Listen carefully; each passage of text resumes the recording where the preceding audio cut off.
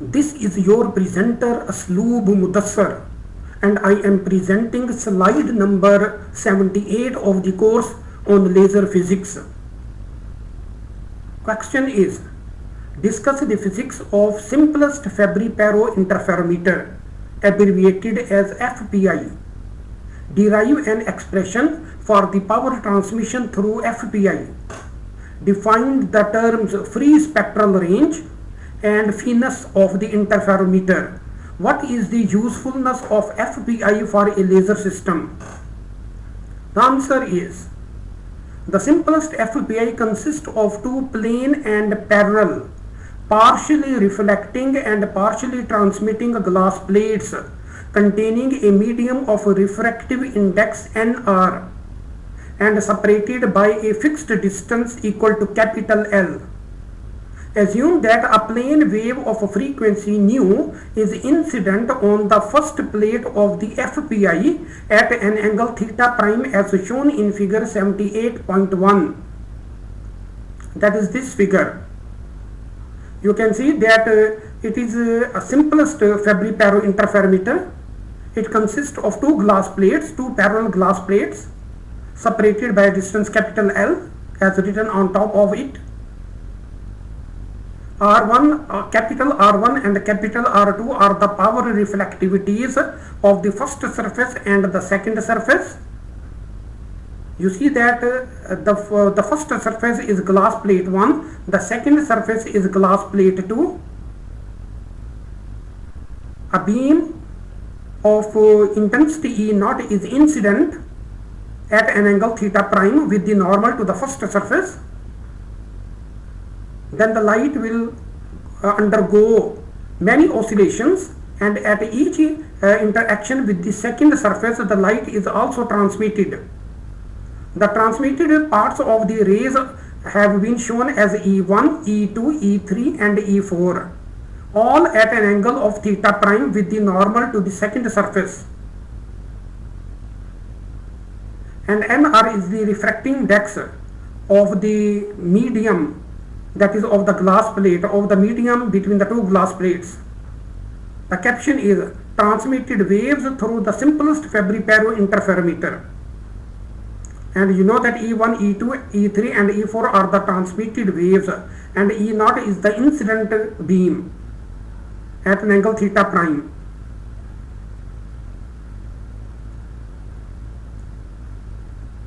Theta is the angle of refraction, and E1, E2, E3 and E4 are the transmitted rays parallel to the incident ray E0.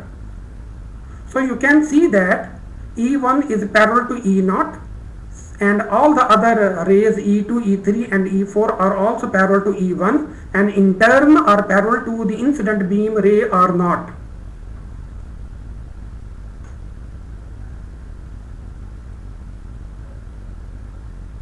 R1 and capital R2 are the power reflectivities of the glass plate 1 and 2 respectively. Assuming that the FPI, Fabry-Perot interferometer, is surrounded by air with the refractive index n is equal to 1, the angle of refraction theta is related to the angle of incidence theta prime through the Snell's law, that is 1 into sine of theta prime is equal to Nr into sine of theta. The right hand side is written for the material within the Fabry-Perot interferometer, and the left hand side is written for the light in the air. From here you can solve this equation for the value of theta.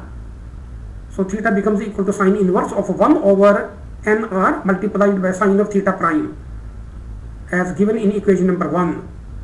The amplitude transmission coefficients. So you see that here we are talking about not the power transmission coefficients but amplitude transmission coefficients. The amplitude transmission coefficients T1 and T2 of plate 1 and 2 respectively are related to their respective amplitude reflection coefficients R1 and R2 for lossless plates through the relationship. So you see that T1 and T2 are the amplitude transmission coefficients and R1 and R2 are the amplitude reflection coefficients respectively of the first glass surface and the second glass surface.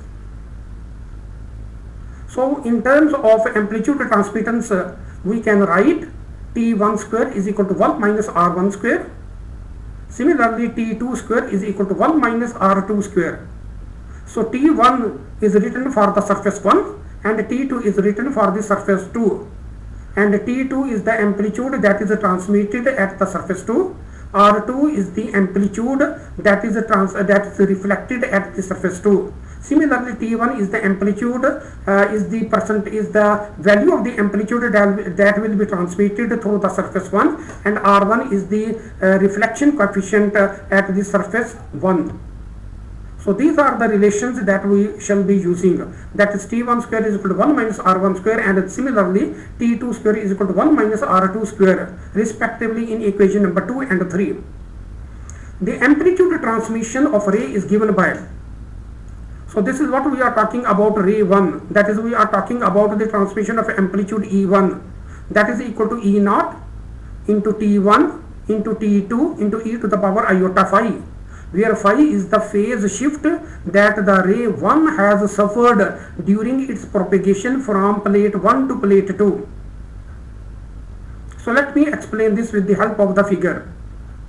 This is E0 when it will enter into the first surface, that is it is transmitted through the first surface, then you see that E0 will be multiplied by T1.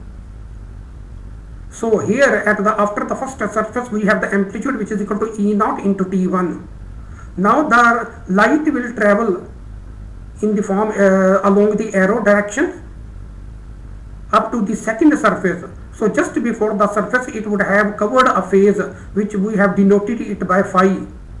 So the phi factor will be multiplied by the phase factor will be multiplied. So we have at the first interface E0 T1 multiplied by e to the power iota phi due to the phase that the light will undergo when it travels from the first surface to just before the second surface, and at the second surface the light is transmitted as E1. So here the amplitude which is E0 into T1 into e to the power iota phi will be multiplied by T2, and then E1 will be formed. So E1 in principle is equal to E0 multiplied by T1 at the first surface multiplied by T2 at the second surface, and the phase between these two surfaces e to the power iota phi.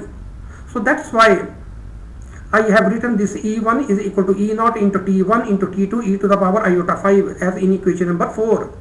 The phi is the phase shift that the ray 1 has suffered during its propagation from plate 1 to plate 2. This phi is given by K multiplied by L over cos of theta, because L over cos of theta is actually the actual physical distance that the light will travel, because the separation between the two plates is L, and the light travels at an angle theta, so along the ray direction the distance will be L divided by cos of theta, and multiplying with the value of K, that is the wave number, then this will give you the phase that the light will travel from plate 1 to plate 2.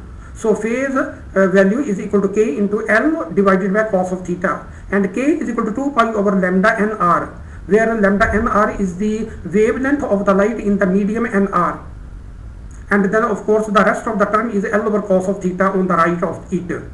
And this lambda nr can be represented as lambda over nr. The denominator in the nr then will move to the numerator, and we have 2 pi nr divided by lambda.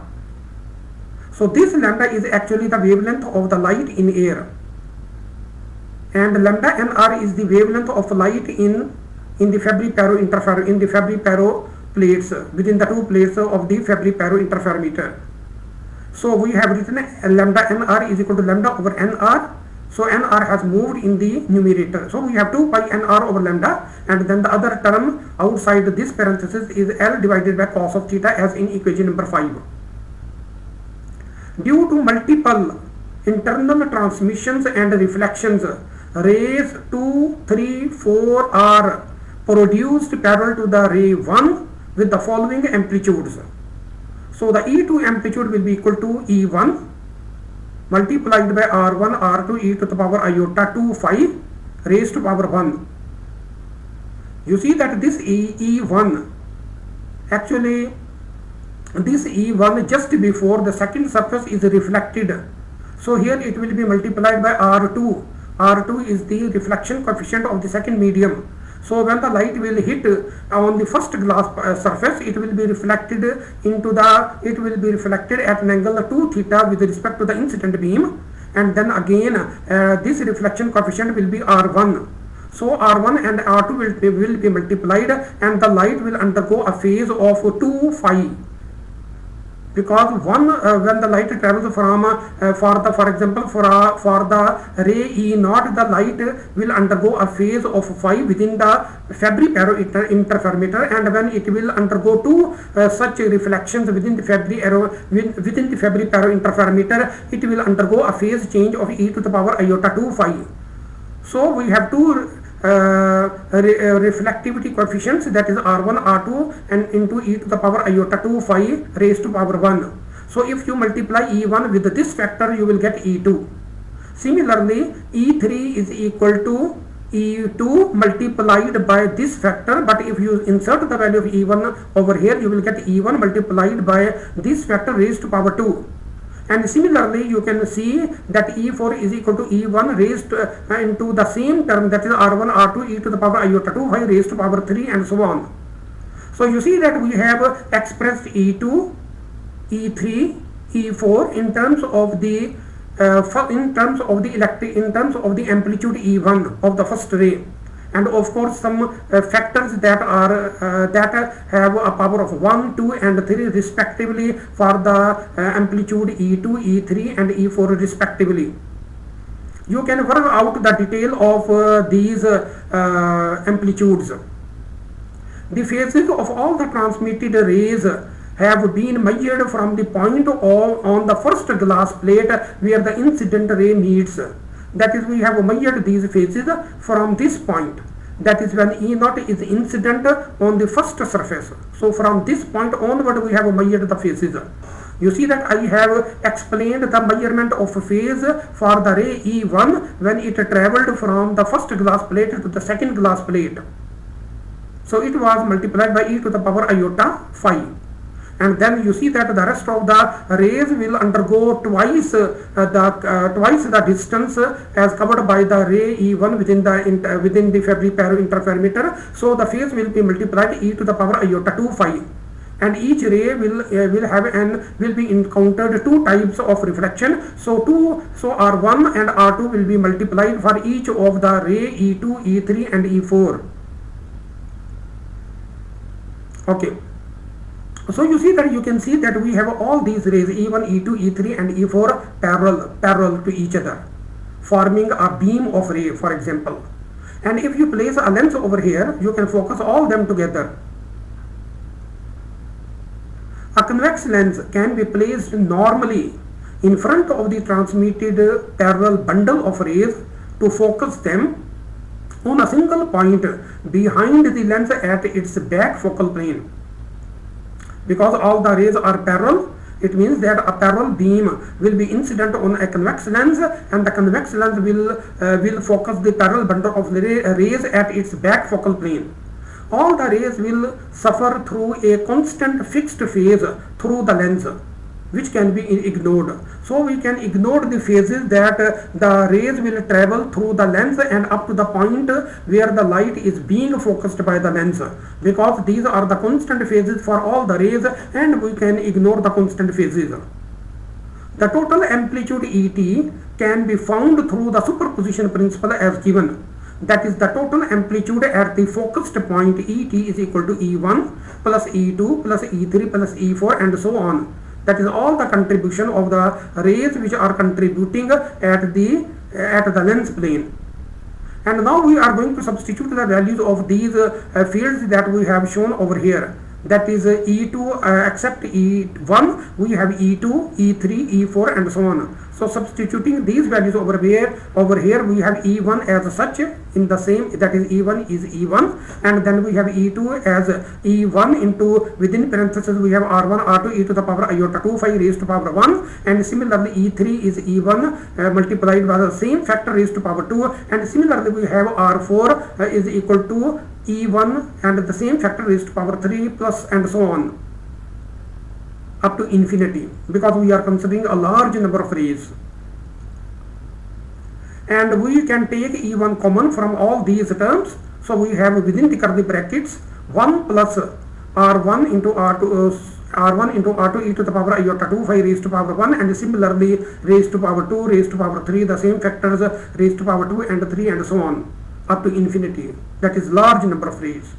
So if you see that this is a geometric sequence and a geometric series, for example, and you can see that the ratio is constant throughout. That is, the next term divided by the previous term has the same ratio, and the ratio is R1 into R2 e to the power iota 2 phi. And you see that the sum of these one is given by the first term, which we have written in the numerator as 1, divided by 1 minus ratio, and the ratio is R1 into R2 e to the power iota 2 phi. So this is the summation of the geometric of this geometric series, which is 1 over 1 minus R1 into R2 e to the power iota 2 phi multiplied by E1. So now we can substitute the value of E1 from this equation, that is E1 is equal to E0 into T1 into T2 into T2 into e to the power iota 5. So substituting these value over here, we have the total electric field contribution at the lens back focal plane is ET is equal to E0 into e to the power iota 5 into T1 T2 over 1 minus R1 into R2 e to the power iota 2 phi. Now you see that if we have complex variables also e to the power iota 5, because we have iota over here, and we have also iota in the denominator e to the power iota 2 phi. So if you want to calculate the absolute square of ET, then that is given by the absolute square of E0 multiplied by the term the other terms multiplied by their complex conjugate. So that this term which is present over here e to the power iota 5 and then T1 T2 over divided by 1 minus R1 R2 e to the power iota 2 phi, this term will be multiplied by its complex conjugate, and then we have T1 square multiplied by T2 square divided by 1 minus R1 R2 e to the power iota 2 phi, and then multiplied by its complex conjugate, which is 1 minus R1 R2 e to the power minus iota 2 phi. So this is what we have calculated the absolute values of ET square, and you know that the absolute values of amplitude is actually the intensity that we have recorded at the back focal plane of the lens, and you see that the intensity is only the physical measurable quantity. So that's why we have taken the absolute square of this quantity. And you know that then multiplication of the two terms in the parenthesis in the denominator of this will give you the denominator 1 minus 2 into R1 R2 into cos of 2 phi plus R1 square into R2 square, as shown in equation number 6. Now the power transmission is given by absolute square of ET, that is the total power transmitted, divided by the total power incident, which is E0 absolute square. So this T, capital T, is actually the power transmission of the interferometer.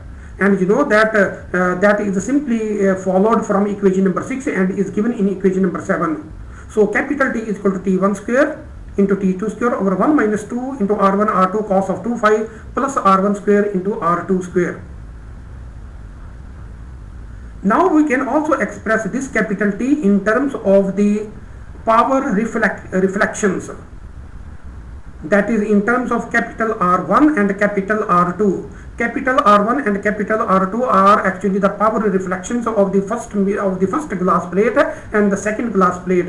So then capital T takes the following form, because capital T will then be equal to 1 minus R1 multiplied by 1 minus R2. And remember that this R1, capital R1 is equal to R1 square, small r1 square.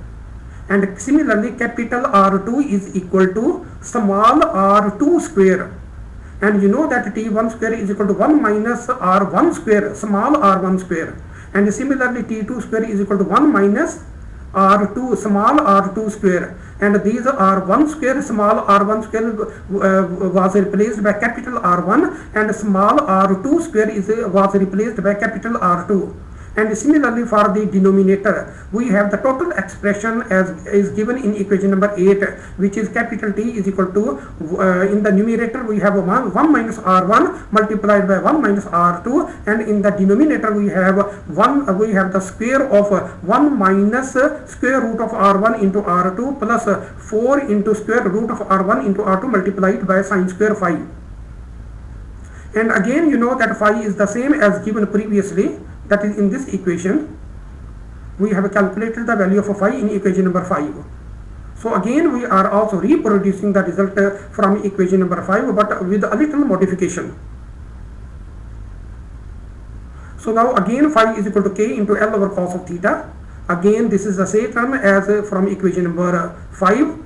The next term is again the same term as equation number 5, and the rightmost term is what we are modifying from the previous equation number 5, in the sense we are replacing lambda by c over nu, and then nu will move in the numerator, c will stay in the denominator. So we have 2 pi nu over c, and then multiplied by we have collected the nr to the second parenthesis, so nr multiplied by capital L and divided by the cos of theta. So this is equation number 9.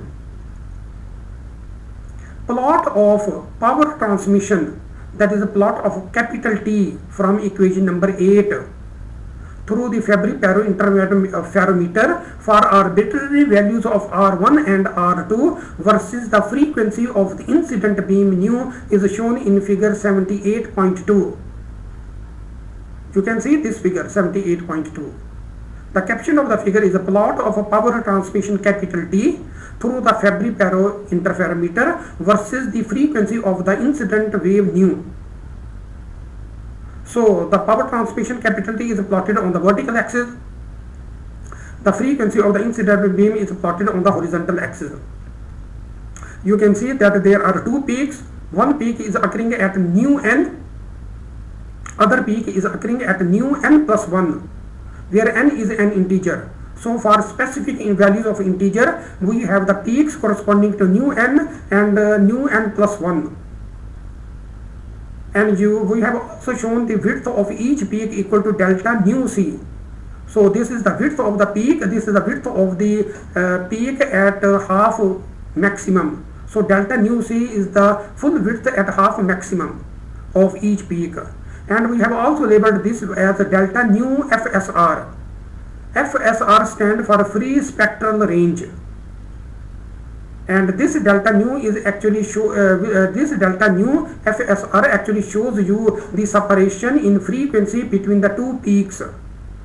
We have also shown the T minimum value, and the T minimum value lies between the two peaks. And we have also shown the T max value, which is the maximum value of each of the peaks.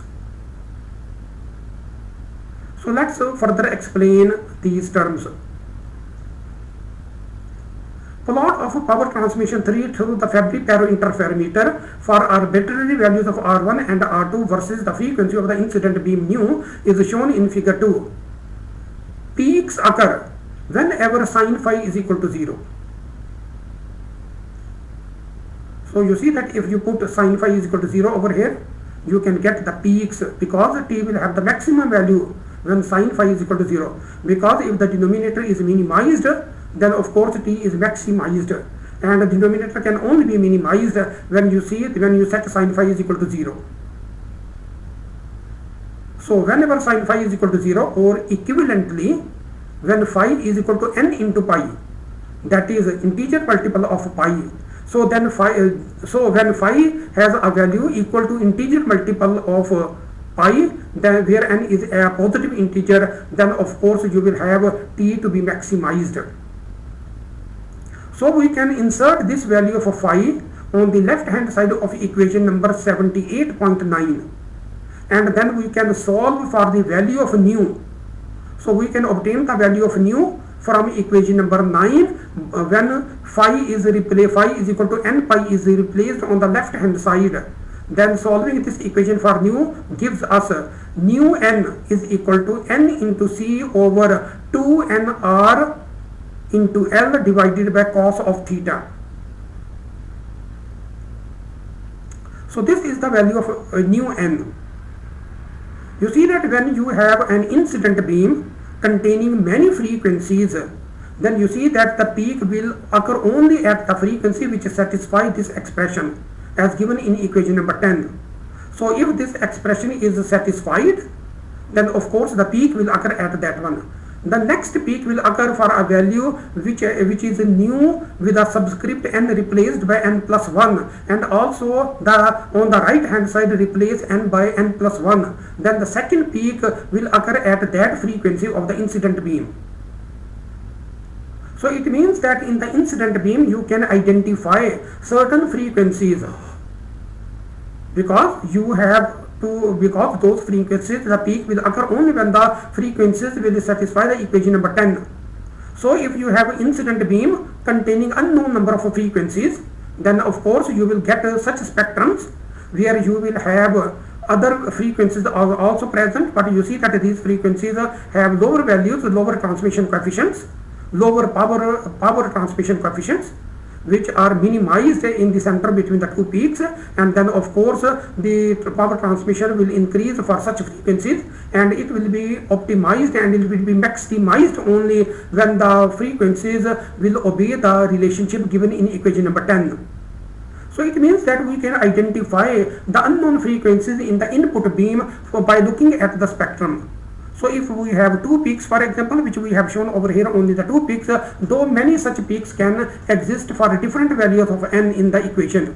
For example, we have shown the two peaks for n is equal to n and n is equal to n plus 1.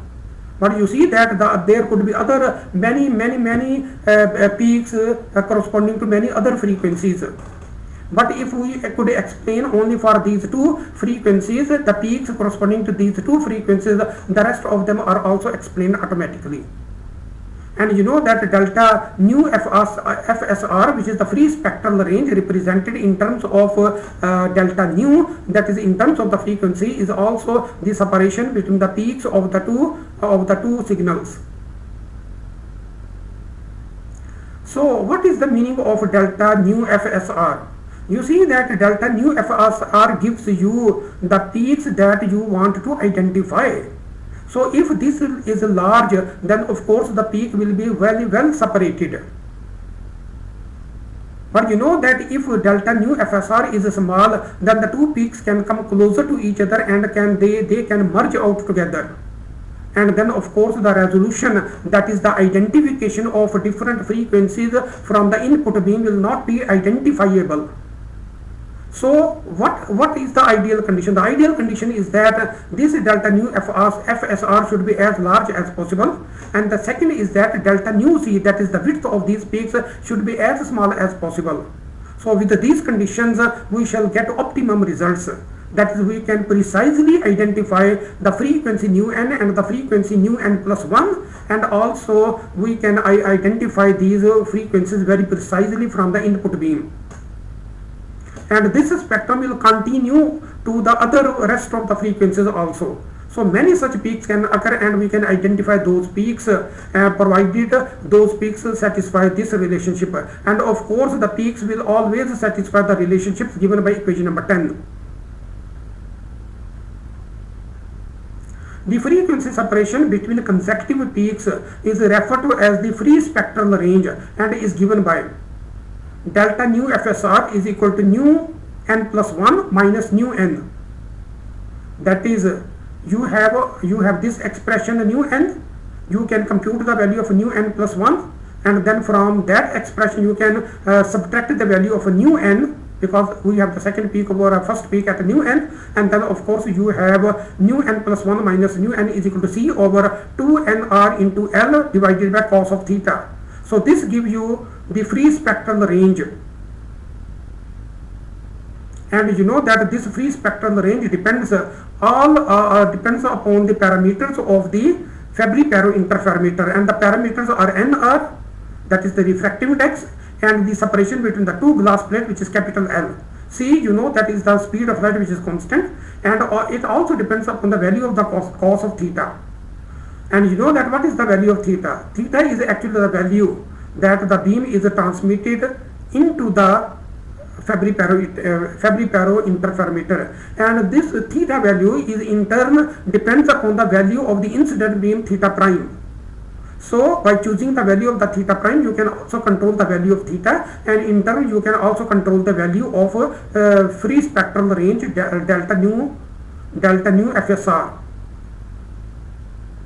because you know that cos of theta is present, and this cos of theta can be linked with the angle of the incident beam.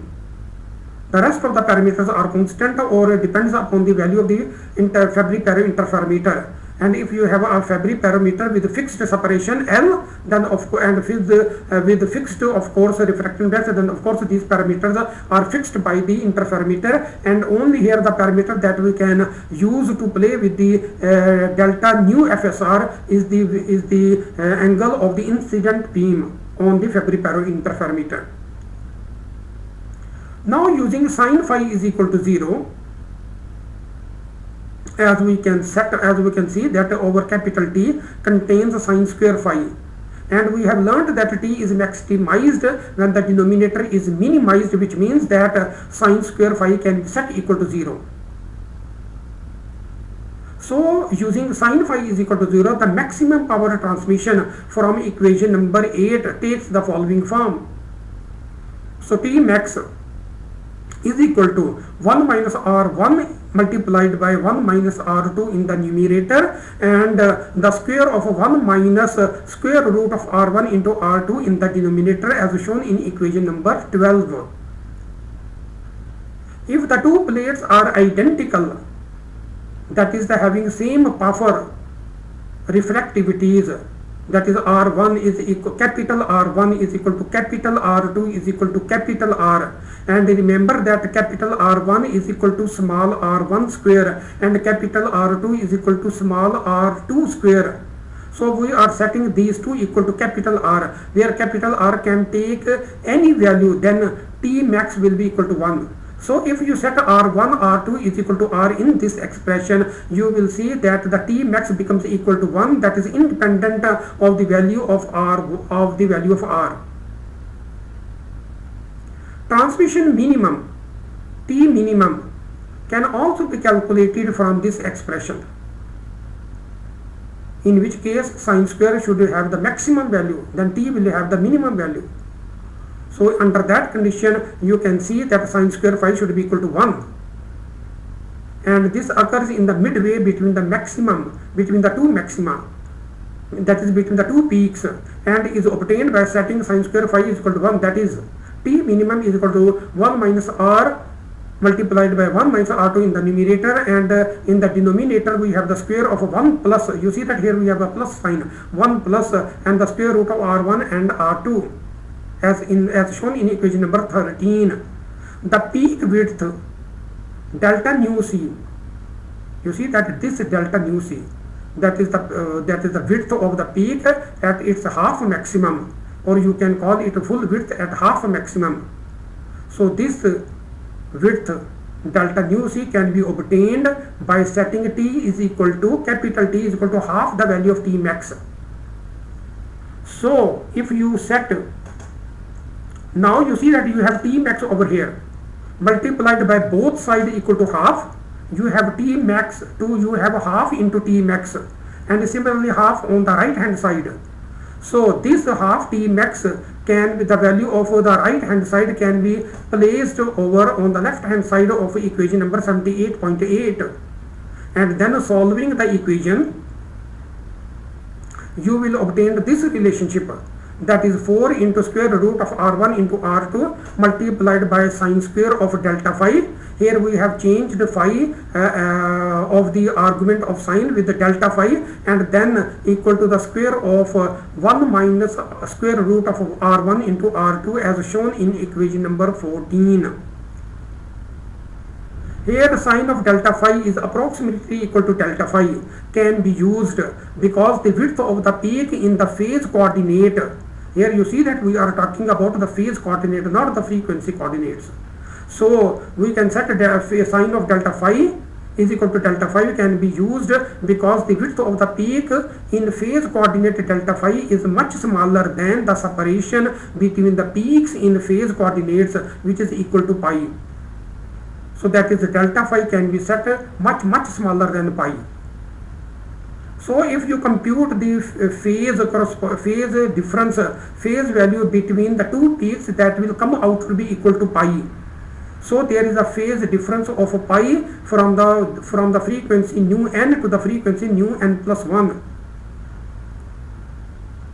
So you see that this delta nu c can be set a small fraction equal to phi, a small fraction of phi. So we can set that delta phi is much less than equal to pi, because pi, you know, that is actually the separation between the two peaks in phase coordinates, that is in terms of phase.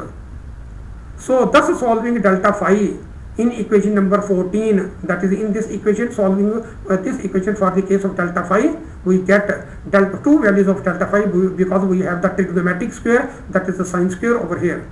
So one value is, so we have two values of delta phi with a subscript of plus minus, and then on the right hand side we have also plus minus, and then of course we have in the numerator 1 minus the square root of r1 into r2, and then in the denominator we have 2 into r1 multiplied by r2 raised to power 1 over 4.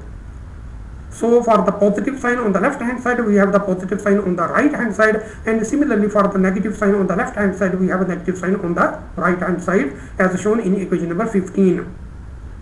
The width of the peak is therefore given by delta nu c, because this plus and minus sign corresponds to two values, one on the right hand side of this peak and the other on the left hand side of this peak. So delta nu plus is over here and delta nu minus 1 is over here. So delta phi plus over here and delta phi minus over here. So delta nu c then can be easily calculated from that one. So delta phi c is equal to, delta phi c is equal to delta phi plus minus delta phi minus, and then subtracting the positive value from the negative value, then you can see that the 2 in the denominator will vanish out, because the terms will add to twice of the previous value, as shown in equation number 16. Now we have the value of nu.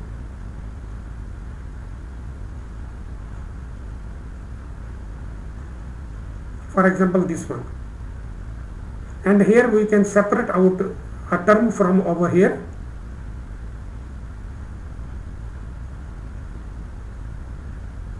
That is, we can write phi over nu over here also. And you know that if phi is equal to pi, for the nu plus 1 we have, because you have dropped the subscript n over here, so you have nu over here which is equal to 2 pi over 2 nr into L cos of theta and multiplied by phi over pi, because you see that phi is the maximum value from one peak value, phi is equal to pi is the maximum value from one nu to the other nu value. And if you represent this nu as a delta nu c, then you need to represent phi as delta phi c. And delta phi c is what we have calculated in equation number 16.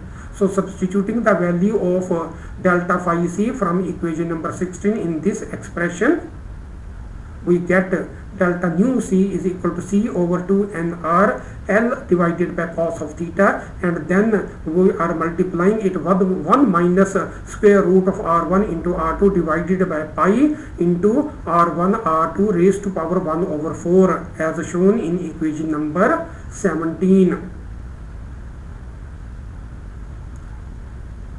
Now the finesse of the interferometer is defined as, you see that finesse is a dimensionless quantity, and f is equal to capital F, which is we call as a finesse of the interferometer, is defined as, so the definition of the finesse is capital F is equal to delta nu FSR divided by delta nu C. That is, we have delta nu FSR, separation between the two peaks in terms of the frequency, and then we are dividing it with the width of each peak, which is delta nu c. So this will give you the finesse of the interferometer. So we are getting this finesse over here, capital F. And then of course we have the relationship of delta nu FSR, and we are dividing it by the relation delta nu c. So delta nu c is available from equation number 17, and delta nu FSR is available from equation number 11. So dividing equation number 11 by equation number 17, we get the finesse expression. On the right hand side, for example, you can see obviously capital F is greater than 0, because delta nu F is always larger than delta nu c, and both are the frequency separations, and of course both are non-zero quantities in the numerator and the denominator. So we have the finesse which is obviously greater than 0. Now you see that if F is large, now under what condition F could be large? There are two possibilities. Either delta nu Fs becomes large, F will become large, or the other option is that delta nu c becomes smaller, and in that case F becomes larger. So these are the two options that we have, and in both these cases F will improve, that is the value of F will become larger. So the larger is the value of F, the better is the resolution of the Fabry interferometer in resolving the frequencies available in order to resolve the frequencies available in the input beam.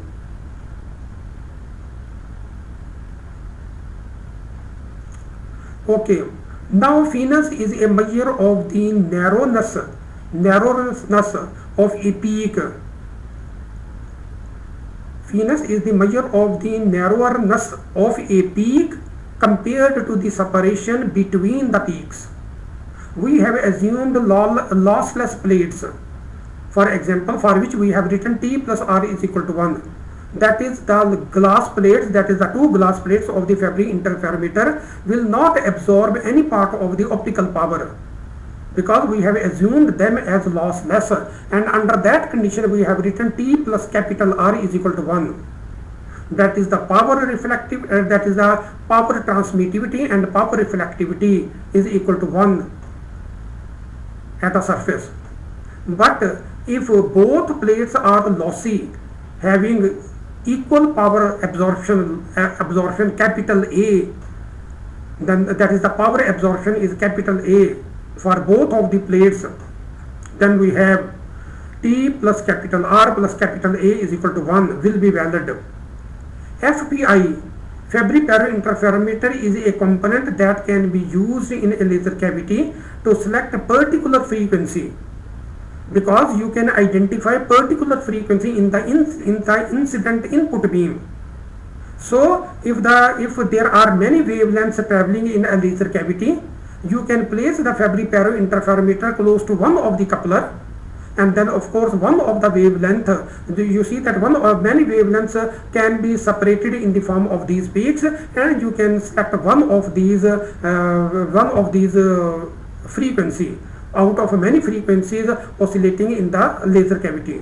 It can be used as a spectrometer, that is, you can find out different, you can identify different frequencies in the input beam. That's why we can call it as a spectrometer. So it can be used as a spectrometer for analyzing spectrum of any light incident on the interferometer, including the laser beams also. Understanding of the Fabry-Perot interferometer helps to understand the optical resonators. So we can use a Fabry-Perot interferometer in order to select a particular frequency. We can place this interferometer inside a optical resonator. So this is the end of slide number 78.